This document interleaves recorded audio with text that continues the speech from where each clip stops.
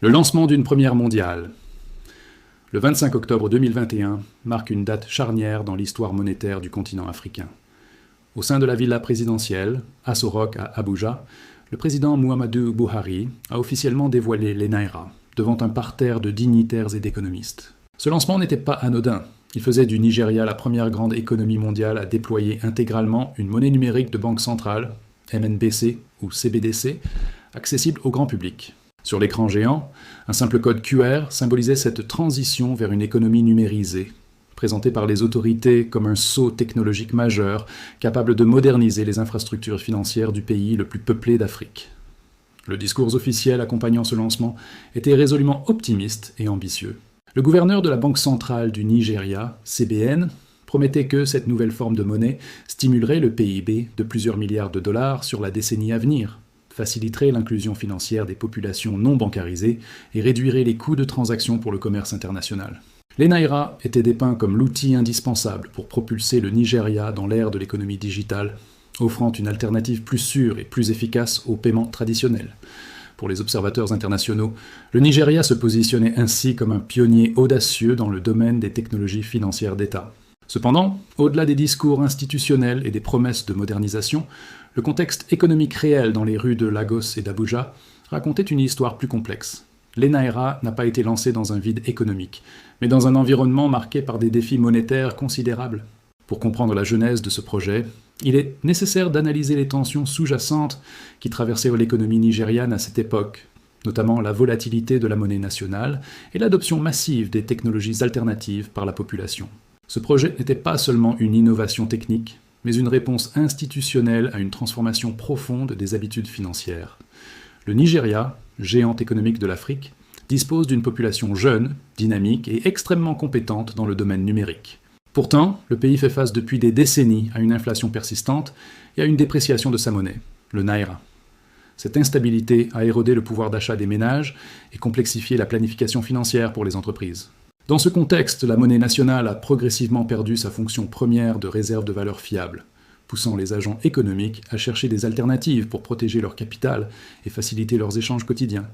C'est précisément cette recherche d'alternatives qui a conduit à une adoption spectaculaire des crypto-monnaies au Nigeria, bien avant le lancement de l'ENAIRA. Les jeunes professionnels, les commerçants et les familles, dépendant des transferts de fonds internationaux, se sont tournés vers des solutions numériques décentralisées, comme le Bitcoin ou les stablecoins. Ces outils offraient une rapidité et une accessibilité que le système bancaire traditionnel peinait parfois à égaler, tout en permettant de contourner certaines restrictions sur les devises étrangères. En 2020, le Nigeria affichait l'un des taux d'utilisation de crypto-monnaies les plus élevés au monde, signalant un changement de paradigme majeur. Ce documentaire se propose d'analyser objectivement cette expérience économique sans précédent. Nous examinerons comment les autorités ont tenté d'introduire une monnaie numérique centralisée dans un écosystème déjà dominé par des solutions décentralisées. Nous analyserons les défis techniques, les obstacles à l'adoption et les conséquences de la réforme monétaire de 2022 qui a secoué le pays. L'expérience nigériane est aujourd'hui étudiée de près par toutes les grandes banques centrales de la Réserve fédérale à la BCE, car elle offre des leçons cruciales sur l'avenir de la monnaie, la confiance du public et l'équilibre entre innovation et régulation. Chapitre 1. Le contexte économique et la montée des alternatives. Pour saisir la logique derrière le lancement de l'ENAIRA, il faut d'abord comprendre la dynamique monétaire particulière du Nigeria au tournant des années 2020. Le pays faisait face à une pression inflationniste significative, rendant l'épargne en monnaie locale difficile pour la classe moyenne émergente. Parallèlement, l'accès aux devises étrangères, comme le dollar américain, était strictement régulé par la Banque centrale pour tenter de stabiliser le taux de change. Ces contrôles de capitaux, bien que motivés par la volonté de protéger l'économie nationale, ont créé des frictions importantes pour les entreprises et les particuliers souhaitant commercer avec l'extérieur. C'est dans cet interstice que les crypto-monnaies ont trouvé un terrain fertile. Pour beaucoup de Nigérians, elles ne représentaient pas un actif spéculatif, mais un outil utilitaire pragmatique. Elles permettaient de transférer de la valeur instantanément à moindre coût et de préserver le pouvoir d'achat face à la dépréciation monétaire. L'utilisation des cryptos pour les envois de fonds depuis la diaspora, remittance, est devenue courante, contournant les frais élevés des opérateurs traditionnels. Une véritable économie numérique parallèle s'est ainsi développée, fonctionnant en grande partie hors du périmètre de supervision directe des régulateurs financiers. Cette adoption massive a naturellement attiré l'attention des autorités de régulation.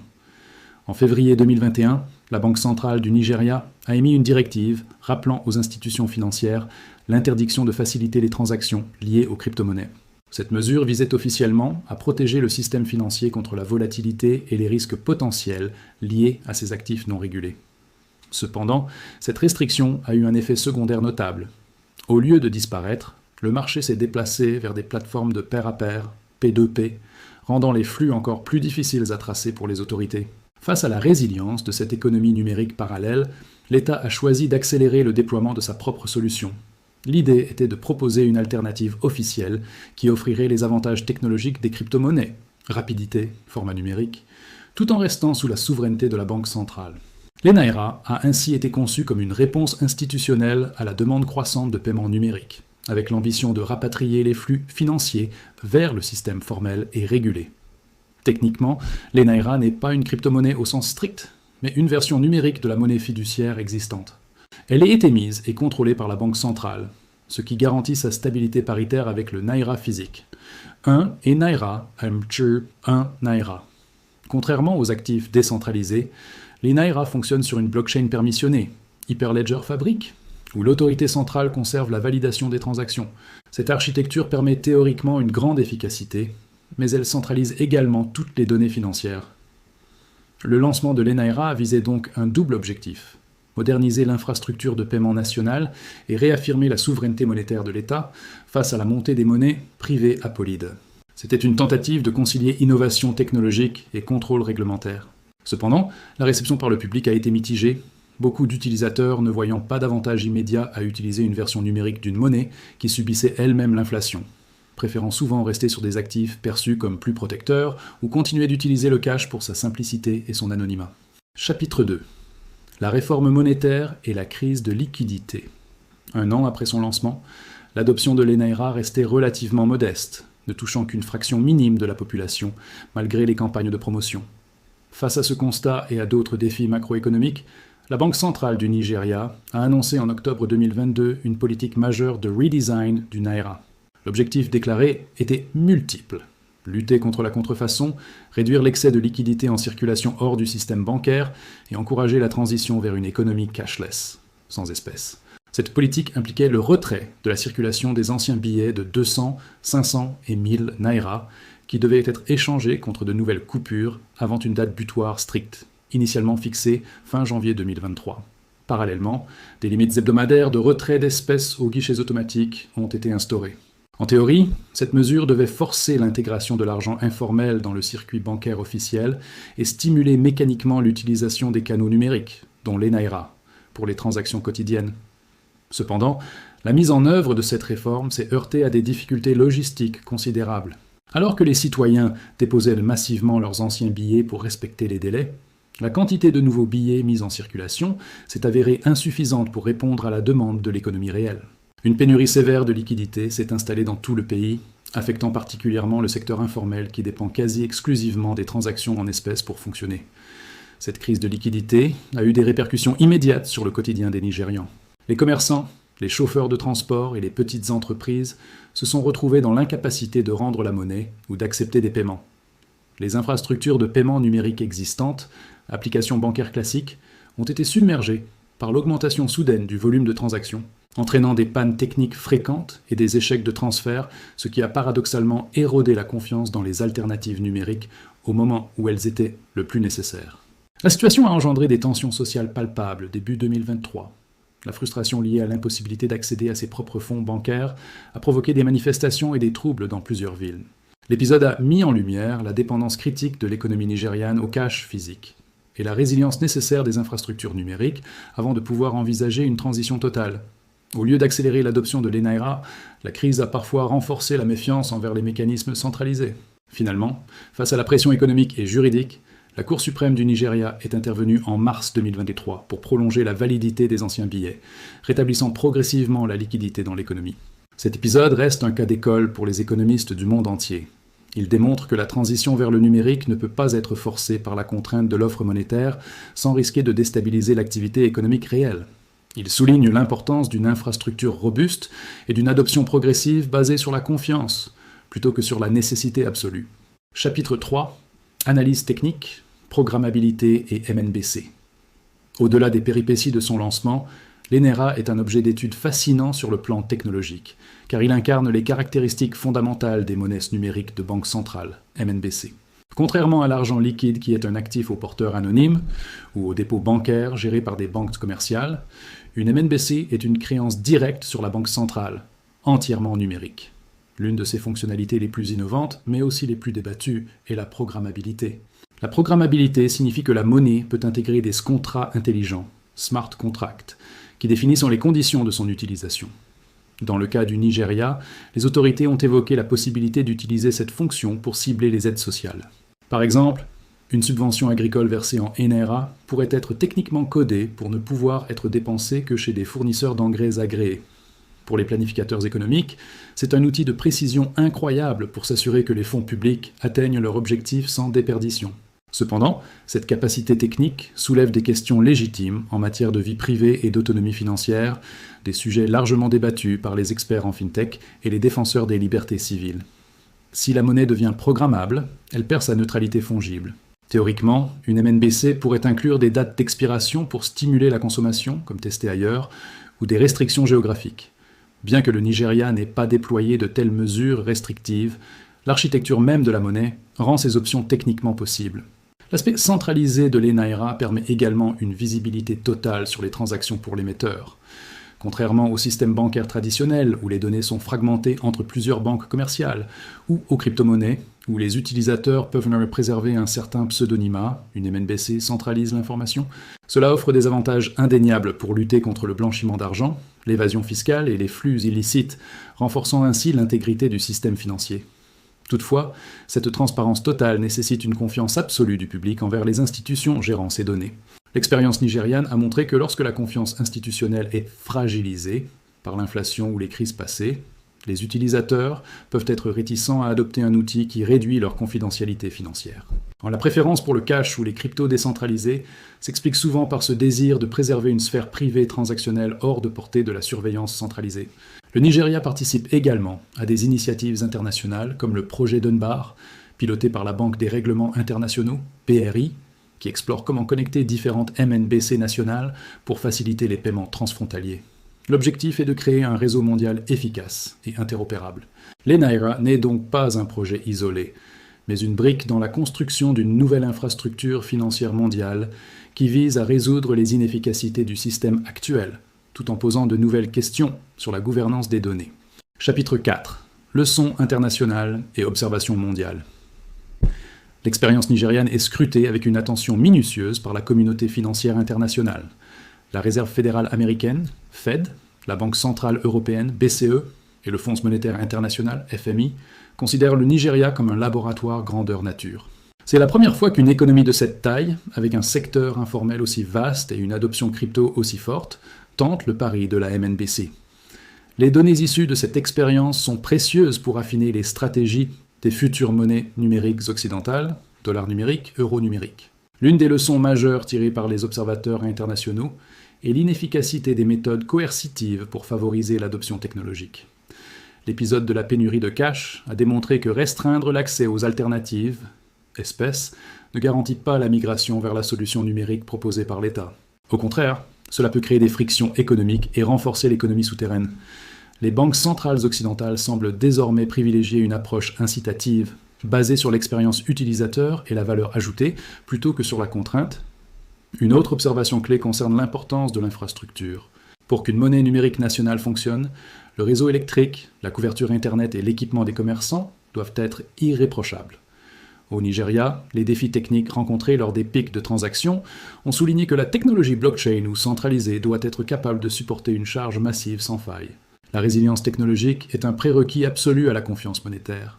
Le cas nigérian a également mis en lumière la concurrence entre les monnaies publiques, MNBC, et les monnaies privées, stablecoin, crypto. L'adoption continue des stablecoins indexés sur le dollar au Nigeria, même après le lancement de l'ENAIRA, suggère que les utilisateurs privilégient la stabilité de la valeur et la facilité d'usage globale. Pour qu'une MNBC réussisse, elle doit offrir des avantages compétitifs clairs par rapport aux solutions privées déjà disponibles sur le marché. Les institutions internationales comme la Banque des règlements internationaux, BRI, utilisent ces retours d'expérience pour établir des normes mondiales. Elles insistent désormais sur la nécessité de préserver une certaine forme de confidentialité pour les petits paiements afin de rassurer le public, et sur l'importance de la coexistence entre le cash et le numérique. Le modèle tout numérique, immédiat, semble avoir montré ses limites pratiques et sociales. En somme, le Nigeria a rendu un service involontaire mais crucial à l'économie mondiale en essuyant les plâtres de cette innovation. Les erreurs et les succès de l'ENAIRA permettent aujourd'hui de modéliser des transitions numériques plus douces et plus inclusives. Les débats actuels en Europe et aux États-Unis sur la conception de leur propre monnaie numérique sont directement informés par les réalités observées sur le terrain à Lagos et Abuja. Chapitre 5. Le débat entre centralisation et décentralisation.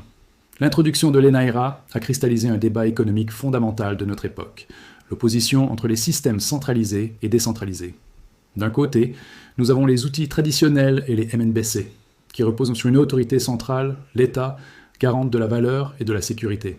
De l'autre, les actifs comme le Bitcoin ou le cash physique, qui permettent une autonomie plus grande de l'utilisateur, soit par la technologie, blockchain publique, soit par la nature physique de l'objet, billet. Les partisans de la centralisation, incarnés par l'ENAIRA, mettent en avant l'efficacité de la politique monétaire. Dans un système entièrement numérique et centralisé, la banque centrale peut ajuster les taux d'intérêt, distribuer des liquidités ou contrôler la masse monétaire avec une précision chirurgicale, sans les délais et les intermédiaires du système bancaire classique. C'est une vision technocratique qui vise à optimiser la gestion macroéconomique et à réduire les coûts systémiques liés à la gestion des espèces, impression, transport, sécurité. À l'opposé, les utilisateurs nigérians qui ont plébiscité les alternatives décentralisées valorisent la souveraineté individuelle. Pour eux, la possibilité de détenir un actif sans risque de contrepartie, comme le cash ou une crypto sur un portefeuille froid, est une assurance contre l'instabilité institutionnelle ou l'inflation. La réticence à adopter l'ENAIRA peut être interprétée comme une demande implicite de garantie sur la préservation du pouvoir d'achat et la protection de la vie privée face à la surveillance des données. Ce débat soulève la question de la nature de la monnaie au XXIe siècle. Est-ce un bien public géré par l'État pour le bien commun, ou un outil de propriété privée qui doit rester neutre? L'expérience nigériane suggère que ces deux visions ne sont pas nécessairement mutuellement exclusives, mais qu'elles répondent à des besoins différents. L'État a besoin de contrôle pour ses politiques, tandis que les citoyens cherchent la sécurité et l'autonomie. La technologie permet aujourd'hui des hybridations. Cependant, la friction observée au Nigeria montre que la transition d'un modèle à l'autre ne se décrète pas. La confiance est la monnaie ultime. Si le public perçoit la centralisation comme un risque, surveillance, gel des avoirs, plutôt que comme un service, il se tournera vers des systèmes parallèles, qu'ils soient numériques, crypto ou analogiques, troc, devises étrangères. L'avenir financier semble se diriger vers une coexistence compétitive. Les MNBC devront prouver leur utilité et gagner la confiance des utilisateurs face à des alternatives privées de plus en plus robustes. Le Nigeria a montré que le monopole de l'État sur la monnaie peut être contesté par la technologie si l'offre officielle ne répond pas adéquatement aux besoins fondamentaux de la population en matière de stabilité et de liberté d'usage. Chapitre 6. Conclusion et perspectives d'avenir. L'aventure de l'ENAIRA est loin d'être terminée. Elle ne fait que commencer et continue d'évoluer. Si les phases initiales ont été marquées par des défis d'adoption et des turbulences liées à la politique de gestion du cash, le projet reste une priorité pour le gouvernement nigérian qui continue d'améliorer l'infrastructure et d'ajouter des fonctionnalités. L'objectif à long terme reste la création d'une économie plus formelle, plus transparente et mieux connectée aux flux financiers mondiaux. Pour l'observateur économique, le cas du Nigeria est une démonstration puissante que la technologie n'est pas une baguette magique. Numériser une monnaie ne résout pas intrinsèquement les problèmes macroéconomiques sous-jacents, comme l'inflation ou le déficit de confiance. Une monnaie numérique, aussi sophistiquée soit-elle, reste le reflet de l'économie qui la soutient. Si les fondamentaux économiques sont fragiles, la version numérique de la monnaie le sera tout autant aux yeux des utilisateurs. Cet épisode a également mis en exergue la maturité financière remarquable de la population nigériane. Face à des changements complexes, les citoyens ont fait preuve d'une grande capacité d'adaptation, naviguant entre les banques, les fintech, les crypto-monnaies et le marché informel pour préserver leurs intérêts. Cela prouve que l'éducation financière et technologique est un facteur clé dans l'adoption des nouveaux systèmes monétaires. À l'échelle mondiale, l'expérience nigériane valide la thèse selon laquelle nous entrons dans une ère de diversification monétaire. Le modèle unique du tout fiat est challengé. L'avenir probable est un écosystème mixte où cohabiteront les MNBC pour les transactions administratives et interbancaires, les stablecoins privés pour le commerce international et peut-être des actifs décentralisés pour l'épargne long terme. Le Nigeria est simplement arrivé dans ce futur avant le reste du monde. La transition vers les monnaies numériques de banque centrale est une tendance de fond inarrêtable, portée par la numérisation globale de nos sociétés. Cependant, la vitesse et la méthode de cette transition seront déterminantes. Les gouvernements doivent trouver l'équilibre délicat entre innovation, régulation nécessaire et respect des libertés individuelles pour éviter les rejets systémiques. En définitive, l'histoire de l'ENAERA est un rappel salutaire que l'économie est avant tout une science humaine et sociale. Au-delà des codes informatiques, des blockchains et des algorithmes, c'est la psychologie des foules, la confiance et les besoins humains quotidiens qui dictent le succès ou l'échec d'une monnaie.